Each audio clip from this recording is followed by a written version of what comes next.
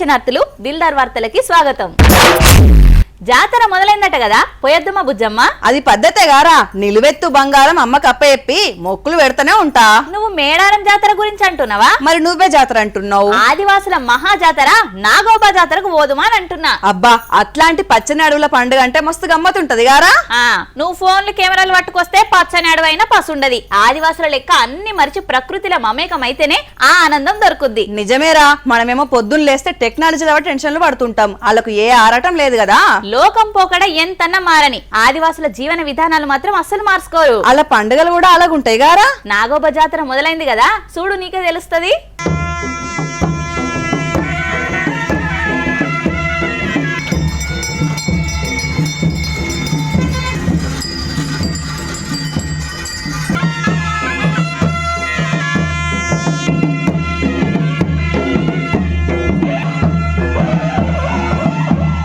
పచ్చని జిల్లాలల్లా పవిత్ర జాతర శురువైందుల్లా నాగోబా మహాజాతరకు అంకురార్పణ వేసి కచనం బండ్లు కట్టి గూడాల దండోర వేసి వందల మంది పాదయాత్రగా కాలినడకన 125 గ్రామాల మీదుగా తిరిగి తెచ్చిన పవిత్ర గంగాజలంతో నాగోబా దేవతకు అభిషేకం చేసి నిన్నటి అర్ధరాత్రి మహాపూజ మొదలుపెట్టిర్రు మిశ్రమ వంశీయులు.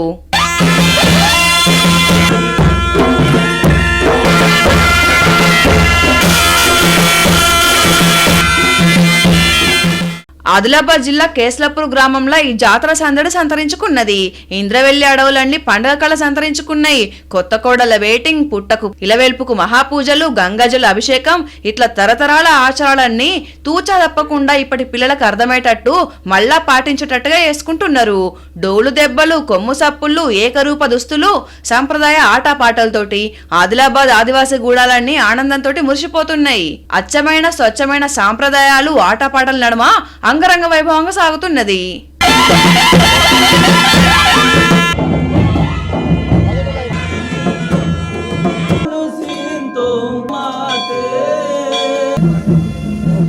ఈ నెల 25వ తారీఖు దాకా సాగే ఈ జాతరకు మన తెలుగు రాష్ట్రాలే కాదు, చుట్టుముట్టు రాష్ట్రాల నుంచి మిశ్రమ వంశీయులు కాకుండా ఆదివాసులంతా వచ్చి నాగోబాను దర్శించుకుంటారు.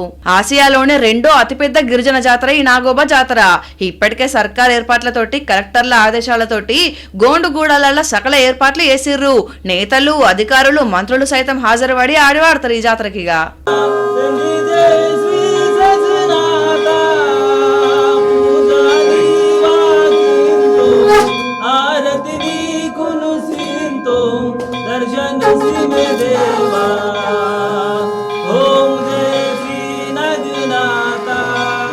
అబ్బా, పండుగెళ్ళిన తెల్లారి ఊరికి రావాలంటే ఎంత బాధ ఉంటుందో కదరా. అట్లని పోయిన కాడనే ఉండలేం కదా.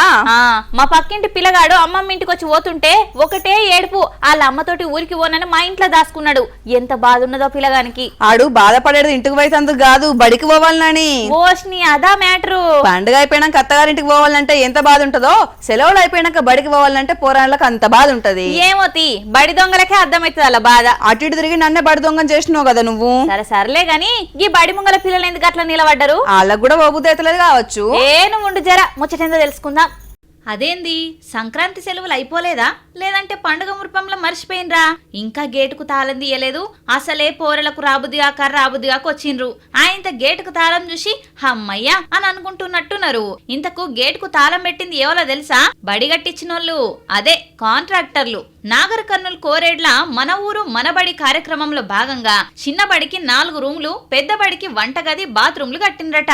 తీరా కట్టించి 3 ఏళ్లు గడుస్తున్నా ఇంకా పెట్టిన పెట్టుబడి చేతుల పడలేదట. 48,2023 ఏప్రిల్లో పెట్టిన బిల్లు ఈ రోజు వరకు ₹1 చెల్లించకుండా మమ్మల్ని ఇబ్బంది పెడుతుందని ప్రభుత్వానికి కనువిప్పు కలిగిన ఉద్దేశంతో ఈ రోజు మేము గేట్ ఆపేయలేదు. ఎన్నిసార్ల బిల్లుల కోసం తిరిగినా శాంక్షన్ అయితలేవట. ఇంత పనికొచ్చినారు, మేము మీ ఆఫీస్ చుట్టూ తిరుగుడు కాదు, మీరే మా ఊరికి తిరిగే ఉపాయం చేస్తాం అని కట్టించిన బడికి తాళం పెట్టిండ్రు. బిల్లులు చేతుల పడేదాకా సంక్రాంతి సెలవులే ఇస్తామని అంటున్నారు. ఆలు మొగలు కొట్టుకొని పోరని బాయలేసినట్టు మీ పంచాయతీలా ఇప్పుడు పోరల చదువుకొచ్చిందిగా తిప్పలా. చూస్తున్నారా ఆఫీసర్లు, జర వీళ్ళ పంచాయతీ ఏందో దెంపి ఆ గేటుకు తాళాలు దీపిండ్రి. అవు బుజ్జి మీ దిక్కు ఆడపిల్లల సంబంధాలు ఉన్నాయారా? నేనేమన్నా పెళ్లిల పేరమ్మనారా? అయ్యో పెళ్లి చేస్తే పుణ్యం వస్తుందట. నడి నెత్తిలకు ఎంటుకలు పోయిన పోరలకు పిల్లలు దొరుకుతలేరట. మా దిక్కు కూడా గదే కథ ఉన్నది. మొన్న పండుగకు పెళ్లి కాని పోరగాలైతే ఇజ్జతికి బయటకు రాలేదురా. మా అమ్మ కాదు పట్నం దిక్కు పిల్లని చూడరాదు అని వాళ్ళ అమ్మలు ఒకటే బతిమలాడుడ్రా. ఇగో గొంతెమ్మ కోరికలు ఏమన్నా ఉన్నాయా మరి? అట్లయితే కూర చెప్తున్నా. గంతకు నోసుకున్నారు. డిమాండ్స్ ఏం లేవు, పిల్లనిస్తే చాలు అదే మా భాగ్యం. నెత్తిన పెట్టుకొని చూసుకుంటామని అంటున్నారు. భలేగుంది పటు. కొడుకులు గల్లోళ్ళకేంది కోటీశ్వర్లు అనేది. ఇప్పుడంతా ఉల్టా అయింది గారా. మరే ఇది వరకు ఎదిగిన పిల్ల ఇంటి మీద ఉంటే గుండెల మీద కుంపటి అని అనేటోళ్ళు. ఇప్పుడు కొడుకులున్న వాళ్ళకి కుంపటి అవుతున్నది. ఇక చూడు గీల ఊర్లో ఏం చేసిర్రో. అరే పెద్ద సమస్య వచ్చిందే. కనుమ పండుగకు కోడి పందాలు, ఎడ్ల పందాలు, పండుగ శుభాకాంక్షలని బ్యానర్లు కొట్టించుకుంటారు గాని చిత్తూరు జిల్లా కలికిరిపల్లి ఊర్లే యువకులకు వధువులు కావాలను అని బ్యానర్లు పెట్టిర్రు. పండుగకొచ్చిన వాళ్ళంతా నూరల్లో పెట్టిర్రు. ఏమన్నా క్రియేటివిటీ అయిల్లది. ఒక్క ఊర్లోనే ఇంతమంది బ్యాచులర్లు ఉన్నారా? పెళ్లిళ్లకు బ్యానర్లు పెట్టాల్సిన టైంలో ఇట్లా పిల్ల కావాలని ఏకంగా హోర్డింగ్ పెట్టి సాటి యువత కష్టాన్ని ఇట్లా చాటి చెప్పిర్రు అన్నట్టు. పండుగకొచ్చిన వాళ్ళ కళ్ళ పడతానన్నా పిల్ల దొరికి ఓ ఇంటి వాళ్ళ అయితేనని ఆశపడుతున్నట్టున్నారు. కనుమ పండుగ సందర్భంగా చాలా మందికి తెలియజేయడం ఏమంటే మా యువతను చూపించాం. మా యువతకు వయసు అయిపోలేదు, కాకపోతే వాళ్ళ సాఫ్ట్వేర్ ఉద్యోగస్తులు. వధువు కావాలని హైలైట్ చేయాలని ప్రపంచానికి తెలియజేయాలని పెట్టడం జరిగింది. ఇది సరదాకు చేసినా అలా నిజం లేకపోలేదుల్లా. ఆడపిల్లలు తగ్గిపోయిర్రా, లేకుంటే వాళ్ళ కోరికలు గుర్రాలైతున్నాయా, లేదంటే మగ పోరగాళ్ళే ఎక్స్పెక్టేషన్స్ ఎక్కువ పెట్టుకున్నారా? కర్ణుడి సావుకు 1,00,000 కారణాలు అన్నట్టు ఇయాల రేపు మగ పోరగాళ్ళ పెళ్లిలకు కూడా ఎన్నో కారణాలు. ఈ రోజుల్లా మగపిల్లలకు చదువులు కొలువులు వేస్తుర్రు. కన్నొంకర లేదు, కాలొంకర లేదు. అయినా సరే పిల్లలు దొరుకుతలేరట. ఇక అందుకే పండుగ నాడు ఇట్లా కొత్తగా ఆలోచన చేసి పెళ్లి కాని ప్రసాదులంతా ఊడి ఈగరం చేసిర్రు అన్నట్టు. మీ ప్రయత్నం వృధావోత్తి తమ్మి. సోషల్ మీడియాల టీవీల దాకా వార్తలకు ఎక్కిర్రు. ఖచ్చితంగా పిల్ల దొరకక బాధపడుతున్న వాళ్ళందరికీ మంచి పిల్ల దొరికి మళ్ళా సంక్రాంతి కన్నా కొత్త అల్లుళ్ళు కావాలని కోరుకుంటున్నాం. తెలంగాణ అంతా జానపదుల జాతరతోటి మారు మోగుతున్నాయి. ఓ దిక్కు సమ్మక్క సారక్క, ఇంకో దిక్కు నాగోబా, ఇటు పక్క కొమరెల్లి మల్లన్న జాతర. మామూలు జాతర కాదిది. నిన్నటి ఆదివారం మొదలైన మల్లన్న కొలుపులతోటి సిద్దిపేట అంతా భక్తజన సంద్రమైంది. పట్నం వారానికి హైదరాబాద్ పట్నంకెళ్ళి కదిలిర్రు మల్లన్న భక్తులు. డప్పు దరువులు, గజ్జల సప్పుడు, శివసత్తుల పూనకాలు, పోతరాజుల ఆటలు, భక్తుల శివనామ స్మరణలతోటి కొమరవెల్లి దద్దరిల్లిపోయింది. మల్లన్న కేతమల లగ్గానికి బండారి కుంకుమలు, పంచవర్ణాలతోటి పట్నాలు పోసి బోనాలు సమర్పించుకున్నారు. తొక్కిన పట్నాల పొగతోటి ఆకాశమే తీరొక్క రంగులో మెరిసిపోయింది. ఆదివారం నుంచి మొదలైన మల్లన్న బ్రహ్మోత్సవాలు స్వామివారి కళ్యాణంతో కన్నుల సంబరంగా మొదలైనయి. పెద్ద ఎత్తున తరలొచ్చిన యాదవులంతా మొక్కులు తీర్చుకున్నారు. కోరికలు తీర్చే కొంగు బంగారం కొమరవెల్లి మల్లన్నంటే తెలంగాణ జానపదుల ఆరాధ్య దైవం. పిల్ల పాపలు, గొడ్డు గోదలు సల్లగా చూసే ఆ స్వామి పండుగ అంటే చిన్న సన్న సంబరం ఉండే తెలంగాణలా. ఈ జానపదుల జాతరతోటి మారుమోగుతున్నాయి పల్లెలు. ఒక్క పూట అన్నం కోసం ఎదురు చూడడం, జానెడంత ఊపిరి కోసం చెయ్యి చాచడం. నిజమేరా. సిగ్నళ్ల కాడ, బస్టాండ్ల కాడ అలా గోస చూస్తే మస్తు బాధ అనిపిస్తుందిరా. నీకు బిచ్చగాడి స్టోరీ తెలుసారా? ఎందుకు తెలియదు? కోట్ల ఆస్తులున్న హీరో అమ్మ కోసం అడుక్కుంటాడు అంతే కదా. కోటీశ్వరుడు అడుక్కునుడు సినిమా కదా, మరి రియల్ స్టోరీ ఏందో? అడుక్కొని కోటీశ్వరుడు అయ్యిండు, అదే లేటెస్ట్ కథ. ఏం మాట్లాడుతున్నావురా? నరాలు కట్ అయిపోతున్నాయి నాకు. ఆస్తుల చిట్టా చెప్తే మా బుజ్జి ఇంకేమైపోతుందో. ఇగో ఈ గిరికల బండి మీద కూర్చున్న పెద్ద మనిషి మధ్యప్రదేశ్ ఇండోర్ లో భిక్షం ఎత్తుకుంటాడు. అయ్యో పాపం కాలు లేవు కదా, పొట్టకుట్టు కోసం భిక్షం ఎత్తుకుంటున్నాడు. అట్లా ముచ్చట ఏముంది అనంటే అది కాదు అసలు ముచ్చట. ఆ పెద్ద మనిషికి 2 బిల్డింగులు, కార్లు, ఆటోలుండుడే ముచ్చట. అదేంది గన్ని ఆస్తులు ఉన్నాక ఎందుకు అడుక్కుంటుండు అని అనుకునేరు. అడుక్కొనే అన్ని ఆస్తులు కూడగట్టిండు. ఈ నడుమనే ఇండోర్ నగరాన్ని బిచ్చగాళ్ల రహిత నగరంగా మారుద్దామని అధికారులు బిచ్చగాళ్లను పునరావాస కేంద్రంలోకి తరలిస్తుండగా ఈ మంగి ముచ్చట బయటపడ్డది. ఆస్తుల లెక్క తెలిసి అధికారులకే దిమ్మ తిరిగి మైండ్ బ్లాక్ అయింది. నగరంలో 2 బిల్డింగులు, అద్దెలకు 3 ఆటోలు, బంగారం షాపు ఓనర్లకే వడ్డీలిస్తాడు. నగరం దాటితే కారు దిగడు. షిఫ్ట్ డిజైర్ కార్ల విత్ డ్రైవర్. అయినా సరే వృత్తి మానకుంటే చేస్తున్నాడంటే అది గదా వృత్తి పట్ల ధర్మం. దీన్ని బట్టి చూస్తే మెరిసేదంతా బంగారం కాదన్నట్టు అడుక్కునేటోళ్ళంతా బికార్లు కాదు అని అనిపిస్తున్నది కదా. ఒక్కరికి భయం లేదు, సమాజం పట్ల బాధ్యత లేదు. అపరిచితుల లెవెల్లో డైలాగులు కొడుతున్నావేంది బుజ్జమ్మ, ఏంది సంగతి? ట్రాఫిక్ సిగ్నల్ కాడ ఎవరు రూల్స్ పాటించట్లేదురా. రెడ్ సిగ్నల్ వద్ద రోడ్ క్రాస్ చేస్తున్నారు. అవునా, ఏం చేద్దామంటావు మరి? రోడ్డు ప్రమాదాలు జరగడానికి కారణం ఈ నిర్లక్ష్యమేగారా. అయినా వాళ్ళకి లేని బాధ నీకెందుకురా? రోడ్డు ప్రమాదాల నివారణకు పోలీసులు ఎన్నో అవగాహన కార్యక్రమాలు చేస్తున్నా ఎవ్వరు పట్టించుకుంటలేరు. అందుకే ఇక్కడ ఒక ఎస్ఐ ఏం చేసిండో చూడు.